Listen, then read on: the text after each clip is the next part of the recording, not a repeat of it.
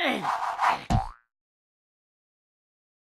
I'm here at London Zoo, where Rare and Microsoft are giving us a sneak preview at Trouble in Paradise, the follow-up to the critically acclaimed and award-winning sandbox life simulator Viva Pinata. Let's check it out.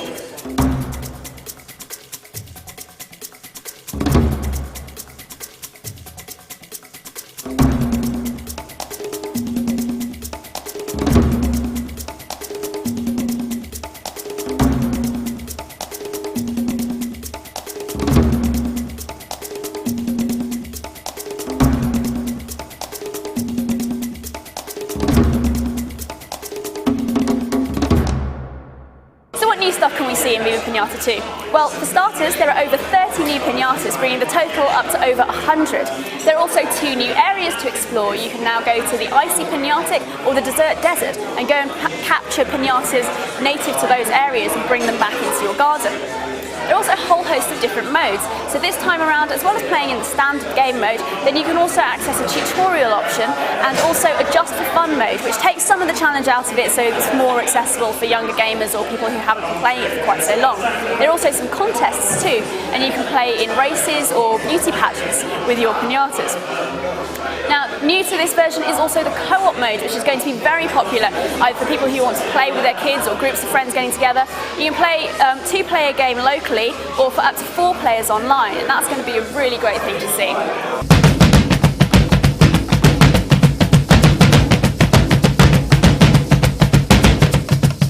I'm here with Adam Park from Rare, who's going to show us a little bit about one of the most exciting features of the new game, and that is Pinata Vision. Adam, hi, thank you for talking to us. That's no problem, yeah, sure. So what we've done is basically we've taken the Vision camera. It's something you can get for the Xbox 360, it's a peripheral. It's something that we felt was being underused. Normally it's something that allows you to kind of chat with friends online, see each other while you're talking. So what we've done, one of our engineers has took the camera, looked at what it can do, and we realised that with kind of some quite complex code, it could read almost like little barcodes like you get on normal kind of things at the shopping. So I'll show you a card.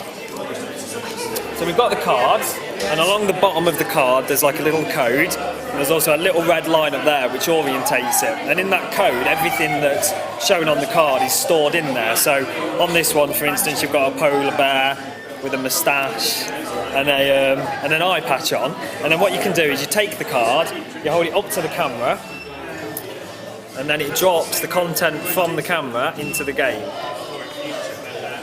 And there he is, and that's him now. So everything that was on the card is now actually in the game, so you can drop him in and he's actually in your game. And we decided when we were making this whether it was something we should try and integrate into the game as like a separate kind of card game in itself. And whilst this is quite appealing, we decided it was better as something that's kind of a peripheral to the main game. We know not everyone has the cameras, so people who want to use it can, and those who don't have to. And is this something that you're going to be selling, or are you going to do something else with it? No, we decided quite early on that even though it's something that was quite marketable, we thought we'd rather people used it as something they could create themselves. So rather than selling these things in the shops, you can't go in and buy cards. What you can actually do is generate your own within the game. So if you take a pinata, say you've got a penguin, put a pirate hat on him, pair of football boots, you know, some kind of badge. You then take a photo of him within the game with the camera. You can then upload that to the internet, click a button, and it allows you to generate your own code. Oh, that's a brilliant way of sharing it with That's your right, friends yeah. and things like that. So you can take it to school if you wanted, give them out to your friends, give your cards out, they can go home, put your pinata into their game. They work on your iPod, they work on mobile phones.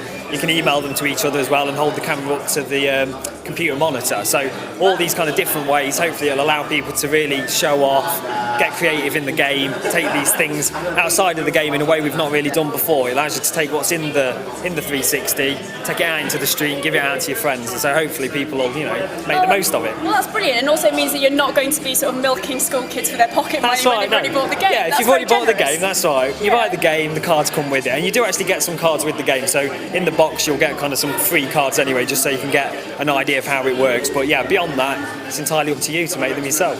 Brilliant, thank you very much. That's okay.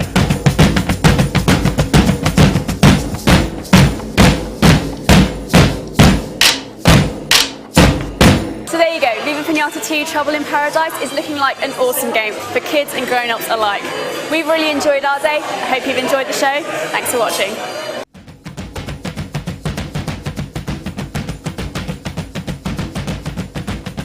I hate my life.